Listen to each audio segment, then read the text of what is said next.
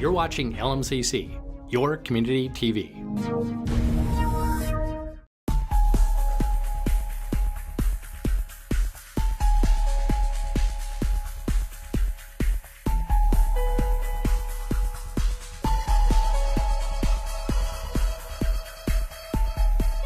Hello and welcome to The Pulse. I'm Jennifer Ray, your host, and what we do here is we highlight all sorts of fabulous treasures that are in our neighborhood, and today we have two amazing, wonderful, creative women who not only host a show here on the LMCC, Lynn Garthwaite and Nadia Giordana.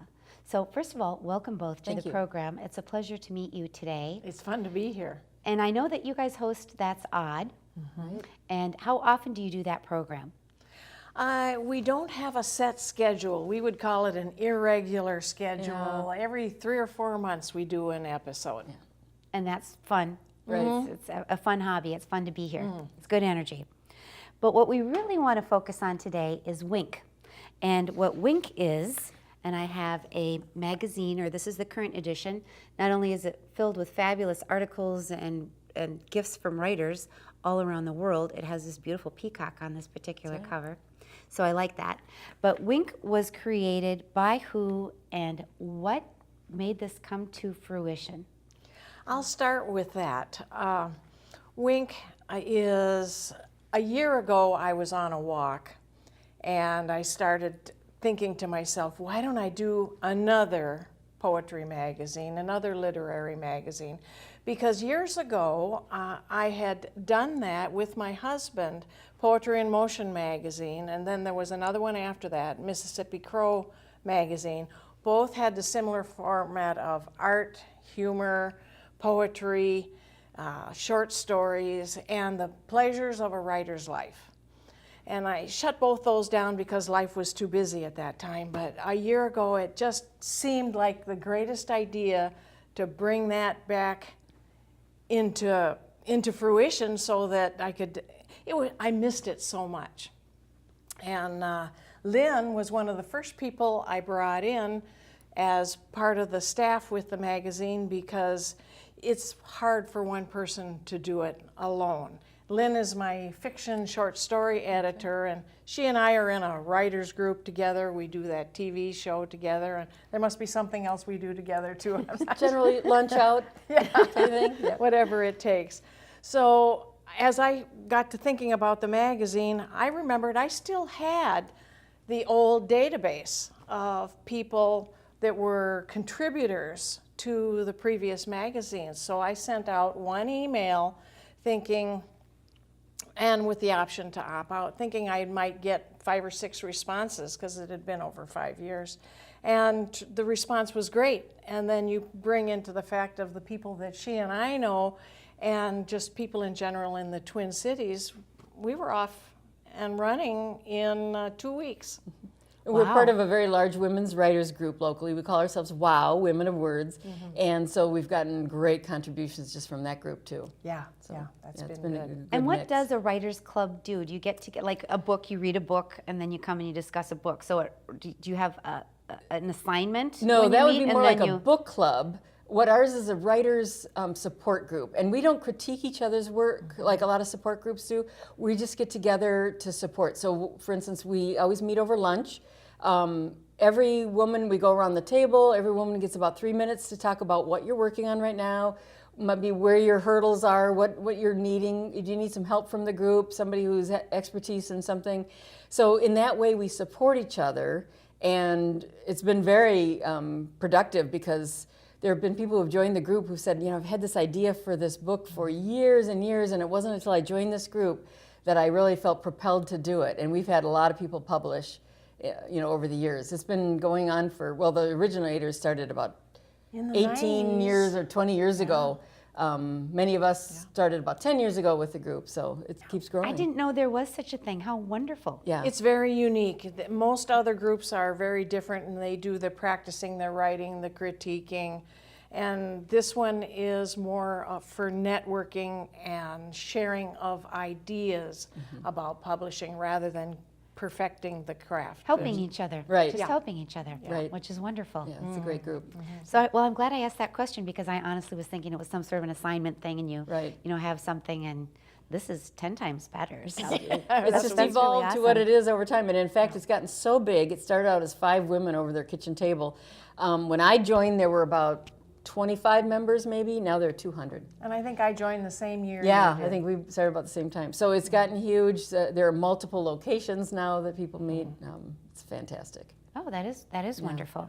So that was your support group from that, and then you started this publication. And when you were thinking, I'm going to send this out, what else were you thinking? I'm going to start this. What was the objective, the mission? I'm retired, so the objective is a creative outlet for me because I really like the design part of designing, creating, and publishing the magazine more than I like writing, even though I write quite a lot. It also, knowing the women in WOW and knowing that I knew people like Lynn who could help me with that, it's all about showcasing people with talent, and that's the other part. You get to meet people, and I get to meet people from the Twin Cities. Sometimes I get to meet them in person. Other times we meet them through email and on Facebook. Now, of course, there are people from all over the world that we get to meet and share and show their material, their poetry, their short stories, and give them a platform that there was more platforms like this. There were more platforms like this 20 and 25 years ago when I did it before. They've all died and gone away, other than a few that are in colleges. And the reason is because publishing costs and the ease of being an e-zine online. I prefer to keep a print magazine with a digital companion rather than just be an e-zine. And I think that brings us a stronger stream of submitters because those people don't have that many outlets like that. Right. Well, that's so interesting. The computer, internet, e-zine certainly has changed a lot of things, even the Yeah. paper industry. Yeah, It's really changed a lot. it really has. Now, I believe that Lynn was going to read to us a short story. And why did you choose this story? It's quirky. I serve as the fiction editor, so fiction pieces that come through me first, and I recommend to Nadia, and then she makes the final decision. But we kind of, when we put out the call, we said we don't want kind of just schmaltzy kind of stuff. We want kind of quirky things. We love things with a twist ending.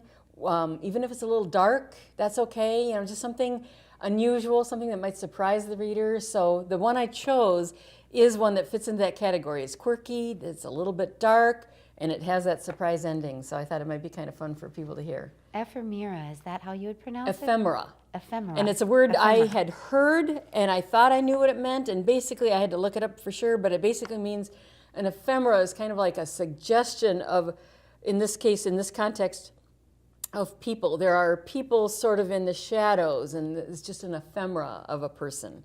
So in that context, that's what this means. So if I can, I'll read this. It's a very short story called Ephemera by Maria Zack, and it goes, "It had stopped snowing. However, the skies remained dark and threatening with the occasional streak of light flash breaking it open. The streets were slushy, muddy. The lights reflected oddly, creating bizarre shapes in the puddles on the roadside. I wandered the avenues and lanes, fog curling at the edges of my boots. People swarmed, eager to get home. Every few meters, a random door would open, ejecting late-night revelers to the outside, and I'd catch a glimpse of dimly lit interiors, a cacophony of voices and the blurring beats of rock. I continued trudging, a left here, a right there, another right, and so on. The human ephemera that littered the sidewalks thinned out and gradually cleared. Alone, aimless, and with time on my hands, I found more bylanes. Here, the litter consisted of garbage and excrement, both animal and human. The street lamps were far in between. The air felt heavier, the sounds duller, as though I'd clamped on a pair of headphones until it was ruthlessly broken by an ear-splitting scream. It was followed by more shrieks and screams, each more heart-wrenching than the last. I followed the voice to a narrow alleyway and stood watching in the shadows as the animals tore her apart, mind, body, soul. They couldn't see me. After an eternity, they left her piteously whimpering like a dog that had been run over.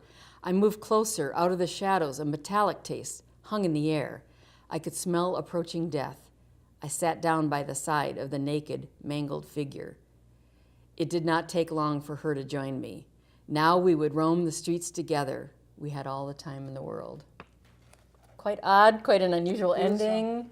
Maria Zak is from India, and English is not her first language. And you know, she used meters. She said a few meters away. It kind of it gives a little touch of that. So that would be an example of the quirkiness, kind of. We do have other stories that are lighter and funny. We have some very funny stories. Funny is good. Right. So it's a good mix of that. It really is interesting. Well, that's very interesting. Now, poetry, I know that you have dabbled in it. You have been more of a poetry writer. So I wanted to just discuss poetry for a minute. It seems very subjective to the person who's reading it as to how they're going to interpret what the writer has written. That's right. So can you explain that a little bit? Because I can come up with a completely different interpretation than you, or anyone else in the world by what a writer might mean by it, and how do we know what the writer means by it? Very true. And poetry, as a short explanation, is supposed to be a way of putting words together to evoke an emotion, to express feelings. Sometimes it's audible to the ears. There's a lot of sing-song, rhymed poetry that exists. A lot of different reasons for poetry, but yes, it is very subjective. And oftentimes, with that in mind, if I write a poem, I know when I do something that not every person is going to interpret what I just wrote here in the same manner. Sometimes that's deliberate, sometimes it's accidental, sometimes it's just a matter of when we're reading a poem, the artist means something, but you're approaching it and reading it from a very different life experience. So your impression that you get from that is going to be different, and it's going to feel completely different. So that is up to the writer as to how they're, okay. And the reader, yes. And it's part of what makes it so interesting. Yeah. Yes. And Nadia, I believe you are going to read an example of some poetry that has been published in your publication. I do. I have a poem that appeared in our very first issue, and it is one of the WOW women, Cole Williams, who wrote this, and it's titled The Weight of Words. Words used to have weight. You dreamt, pondered, philosophized, then etched your words into eternity on stone, with stone, let it be known. These are my words, heavy, words too heavy to throw more than a couple meters from your own feet, words used to be cherished, calligraphy in hand, slow pronouncement, a claim for the perfect word for that subtle emotion. Does this language possess it? Search the world over. That perfect word. More than bread, one signed their name in blood. A chic memo came about, bouncing off the geometric points of shoulder pads and women in the workplace. 1980s, an alley-oop into the technological generation, facsimile, and the bring of space-age typewriters and telephones. Words started to move fast. We grew hasty with words.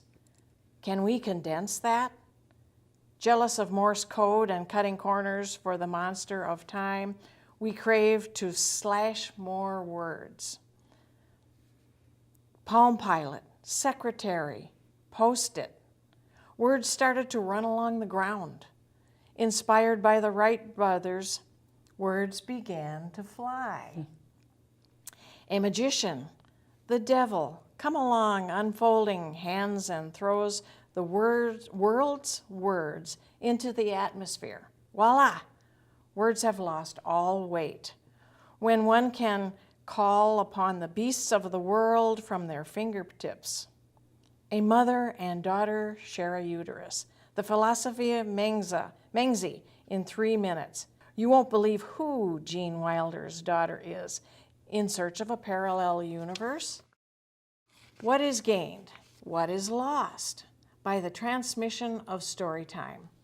The weight of words is now none, and everyone is a poet, a master of fates, an identity in space, hypermobility, a meme, a gif, a simple bird song.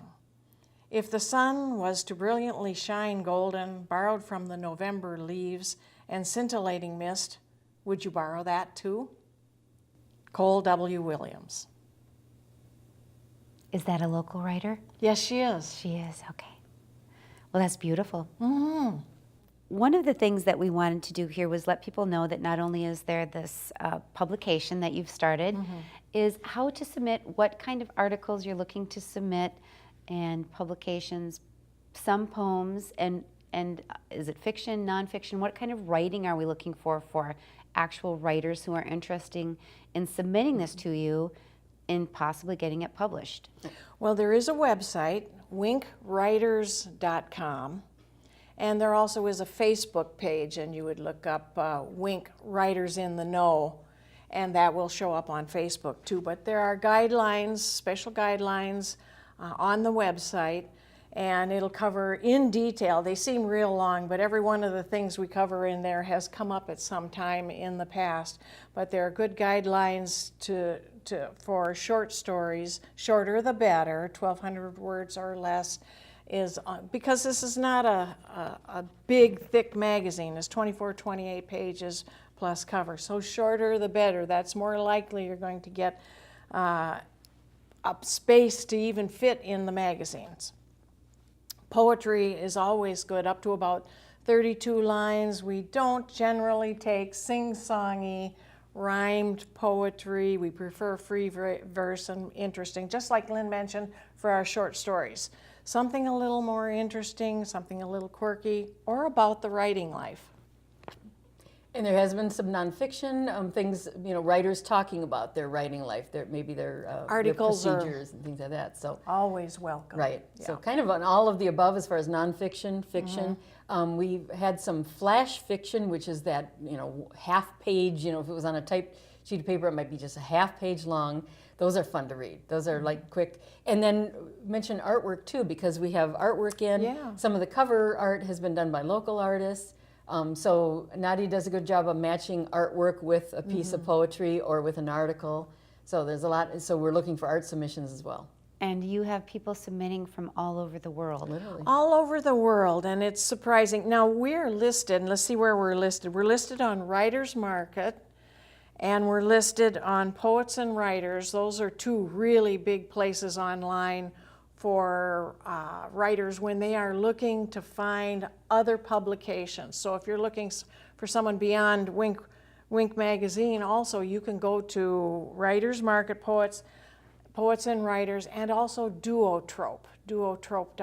All three of those places were listed, and it brings in people from all over the world. In addition to that old database of writers who under the new name know exactly who we are and send something and every seem to couple find days. you. Yep.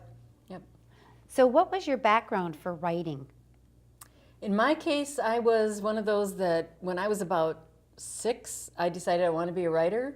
Early on, I just thought, how could you have a better job than writing, making up stories? But, life gets in the way. I did graduate from college and got a real job, that paid the bills. And it wasn't until, and I dabbled in writing all the time, but it wasn't until about 10 years ago, 13 years ago now, I think, that I quit my day job to write full time. And I started writing children's books. And so I have 6 published children's books right now. And then my last book was nonfiction. I wrote a book about how our states got their crazy shapes. It's I love that book. Nonfiction for all ages. I do speaking engagements about that as well. So it's kind of evolved for me, but writing has always been at the core of everything I do. So it's the dream. Yeah, it's in your soul. Yep.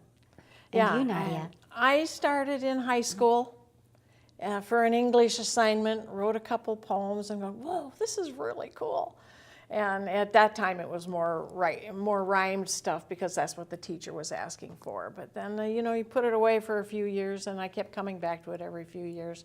So, and I've done more of it since I've retired. And as much as I enjoy the writing, I really, like I mentioned before, really enjoy providing the platform and meeting the people and showcasing the people and their work. And then that inspires me to do things as I go along. Because you need that, just as you need the articles, you need the other. Yeah.